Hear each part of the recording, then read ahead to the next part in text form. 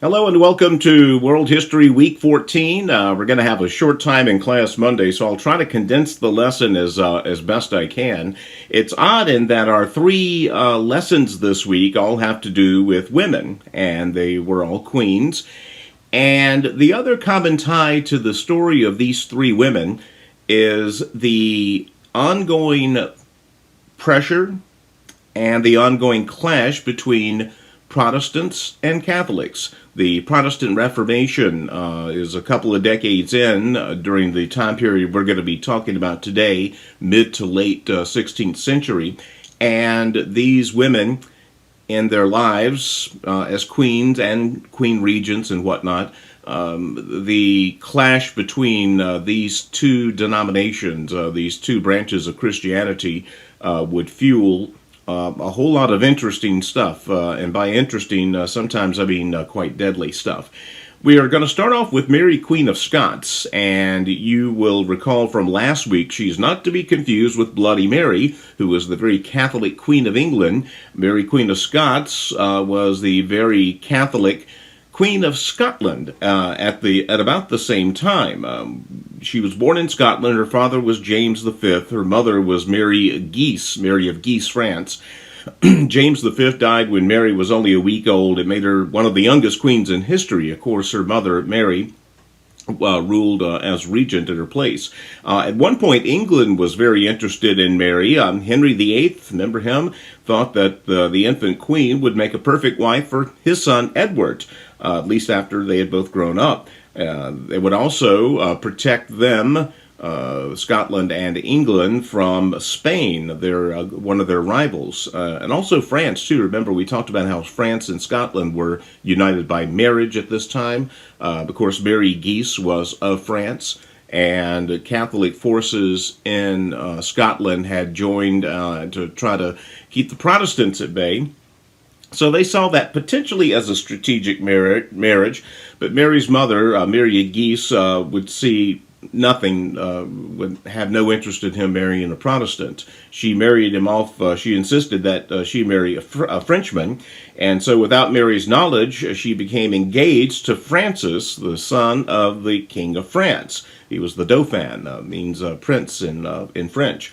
Mary lived in France for about 12 years, near the young Dauphin, Francis. Her childhood was, for the most part, a pleasant one there. She was, though, under the very watchful eye of another woman that we've heard and we'll hear more about this week, Catherine de' Medici. Yep, she is from the de' Medici family of Florence. Remember, early Renaissance, Lorenzo and Cosimo de' Medici. She was a very bitter woman. She left Italy in her youth to marry Henry II, the King of France, but found out that he was not interested in being a faithful husband. She was just openly humiliated by her husband in court, and she responded by putting a lot of her energies into her Roman Catholic faith. Catherine was not a fan of Mary, Queen of Scots, coming to France and being betrothed to one of her sons. The Guise family, remember Mary, Queen of Scots' mother? This is getting very complicated, I know. Trust me, I'm going to try to put some flowcharts here so you can see. This is like a nighttime soap opera. The Guise family, Mary, Queen of Scots' mother, Mary Guise, was a political rival of the French royal family. They were said to be married, were Mary and Francis. By all accounts, it was a genuine love that had bloomed out of that childhood friendship. But the king, Henry II, died suddenly in an accident, and his death immediately made Francis the new king of France. He was christened as Francis II. And, of course, Mary, Queen of Scots, had become the new Queen of France. Catherine de' Medici was not pleased at all with this. She was basically being usurped by Mary. Francis soon died of a simple ear infection at the tender young age of 18. Mary became a very, very young widow. She also lost her position as Queen of France because Catherine de' Medici gladly stepped in as regent to the throne until one of her younger sons was old enough to take over. Meantime, back in Scotland, Mary's mother, Mary of Guise, died, And of course, you recall last week we talked about John Knox and the Protestant Reformation in Scotland. A whole lot of pressure coming from Protestants to try to exert the most influence in Scotland. So Mary returned to Scotland and was coronated as the queen. Mary eventually got married in 1565 to Henry Stuart, her cousin. He was also known as Lord Darnley, and remember that name. He was a very poor leader, very unfaithful. Mary grew to despise him and really was just living in misery with a husband that was unfaithful. She made another choice. She got very close to an Italian musician named David Rico. He was her private secretary. There is no hard evidence that they were having an affair, but everyone suspected as much. Lord Darnley and his associates burst into the Queen's chambers one evening, found her with Riccio. They dragged Riccio from the table and killed him right in front of Mary. She was 6 months pregnant with Lord Darnley's child at the time. To escape further wrath against her, Mary fled for safety. Things quieted down for a while. She gave birth to her son, James, later to be the King James that authorized the version of the Bible. It seems then that Lord Darnley fell extremely ill and was moved to a special house to recover. At 2 o'clock in the morning one day, a large stash of gunpowder exploded at Darnley's dwelling. He was found dead in the courtyard, having been strangled beforehand. This was not an accident. This was a murder. Mary, of course, was immediately named as a suspect. She looked even more guilty when she married again just 3 months later to the Earl of Bothwell. Unlike Henry VIII, who got away with murder of his wives, Mary would not escape suspicion in this murder. In 1567, she was forced to abdicate the throne of Scotland to her son James. Her husband was arrested for conspiracy in the murder of Lord Darnley, found guilty. He was then killed. And the Scottish imprisoned Mary as well. To this day, her involvement remains a mystery. Again, no evidence, but sometimes evidence does not matter.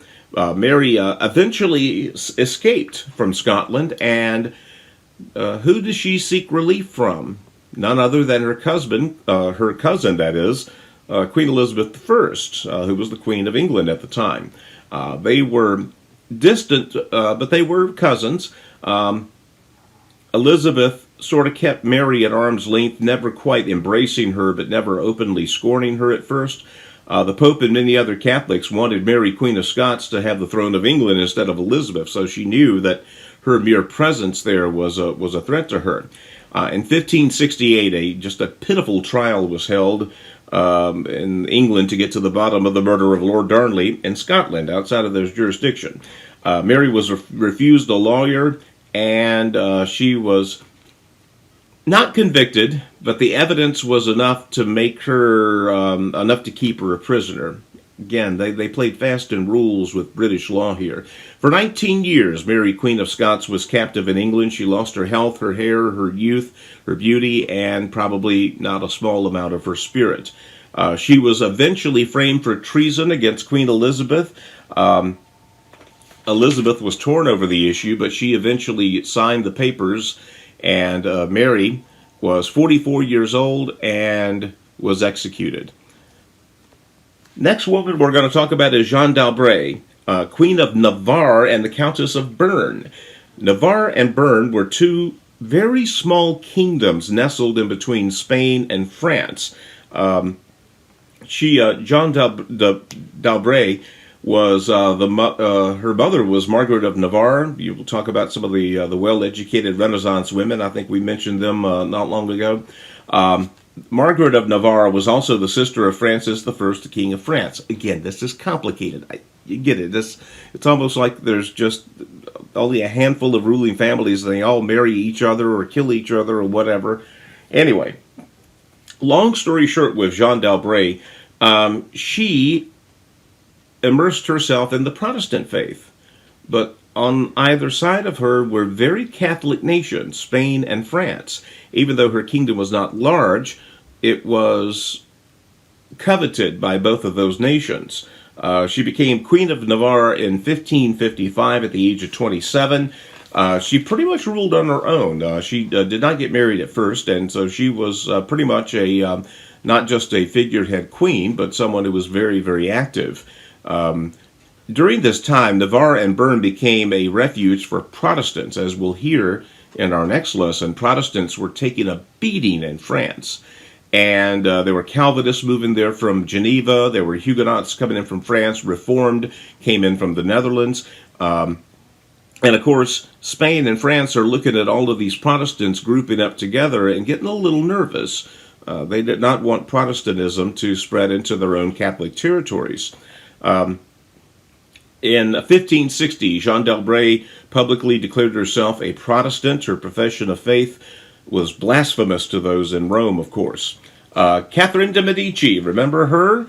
Who had once allowed Protestants freedom, swung firmly to the Catholic cause, leading to even more Protestants seeking refuge in these little mountainous kingdoms of Navarre and Bern. Her own husband, Mary's husband, or actually Jeanne d'Albret, her husband Carlos eventually joined forces fighting for the Catholic Church. So she put all of her faith into her son Henry of Navarre. She begged Henry to never forget his Protestant upbringing. And to complicate all this, Jeanne d'Albret was diagnosed with tuberculosis. She eventually was left to rule completely alone. And in the final years of Jeanne d'Albret's life, she is credited with really making Protestantism flourish in these two small kingdoms that she looked. She abolished persecution of Catholics. There were no arrests, no trials, no inquisition. Private opinions were respected. So we're seeing some progress towards religious freedom in these two small countries.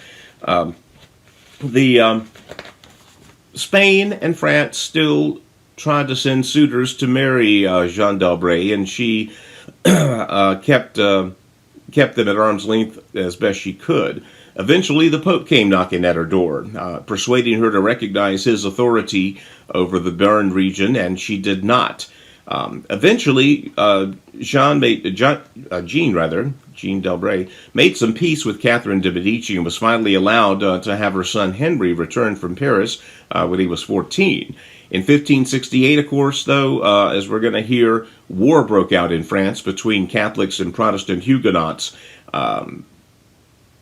Jeanne gave aid to Protestant troops for 3 years. She helped start a Protestant college. She probably did more to boost Protestantism outside of Geneva than anybody else. In 1570, the Peace of Saint-Germain was signed by Charles IX, who was then King of France. It gave a great deal of freedom to the French Huguenots. As we will see, though, it did not last very long. It was a very, very brief respite. Henry of Navarre, Jeanne's son, married Catherine de' Medici's youngest daughter, Marguerite. So again, we're seeing more of that sort of, I don't call it incestuous because it's not, but you see the power play being made here. Let's wrap up talking about Catherine de' Medici. And yeah, like we said, she's from the de' Medici family of Florence. She was a true Renaissance woman. She was very much interested in the arts. She was very humanist, very secular, even though she was Roman Catholic. Remember we talked about Henry VIII being a great reformer, not because he was a reformer interested in the gospel, but because he was interested in power for Henry. Well, Catherine de' Medici was a Roman Catholic insofar as it made her more powerful. You might get a whiff of Machiavelli's The Prince, the ends justify the means.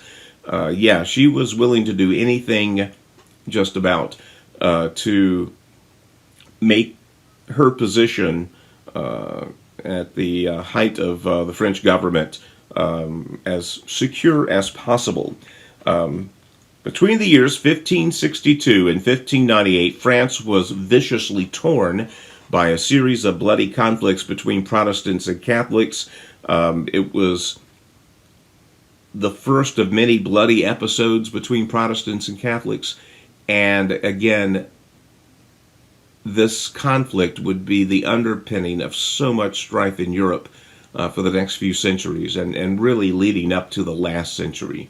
It's really only in the past couple of generations that things have truly calmed down, where Catholics and Protestants might joke about each other now. It was not always a joking matter.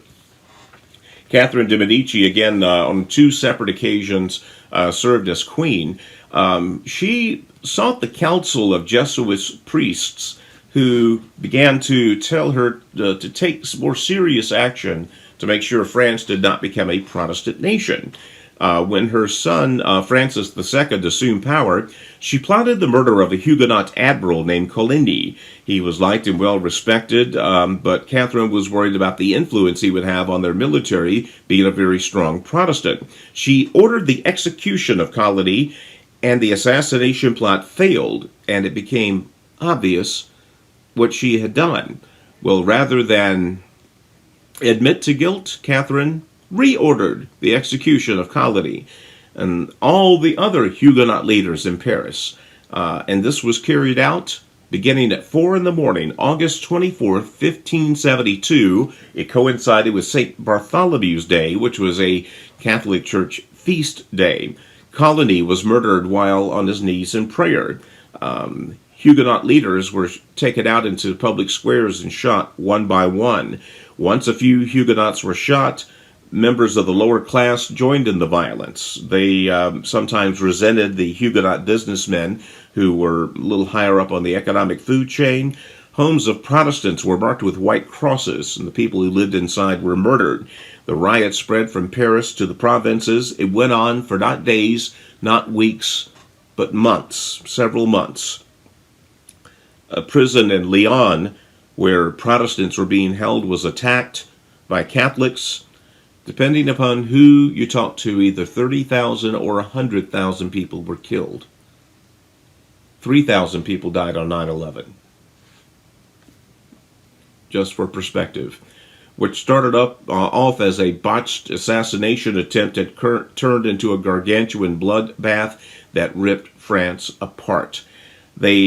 Catherine eventually got her son, the king, to send out a statement that the assassination of Coligny was necessary because he was involved in a conspiracy. Well, it was not true, but they wanted to try to get people to stop killing Huguenots. They tried to downplay the fact that he was a Huguenot, but of course the genie was out of the lamp at that point.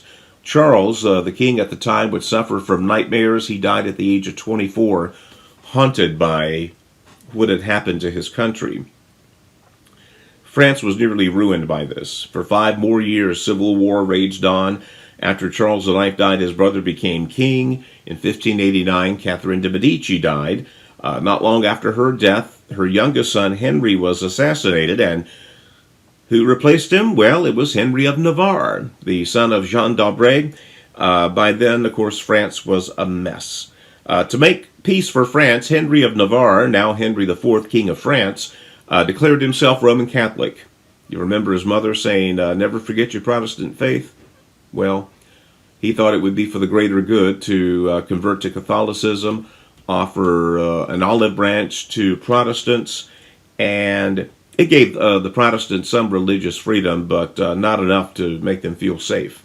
As a result, a lot of the first American settlers were not just pilgrims from England, they were Huguenots from France, looking for religious freedom.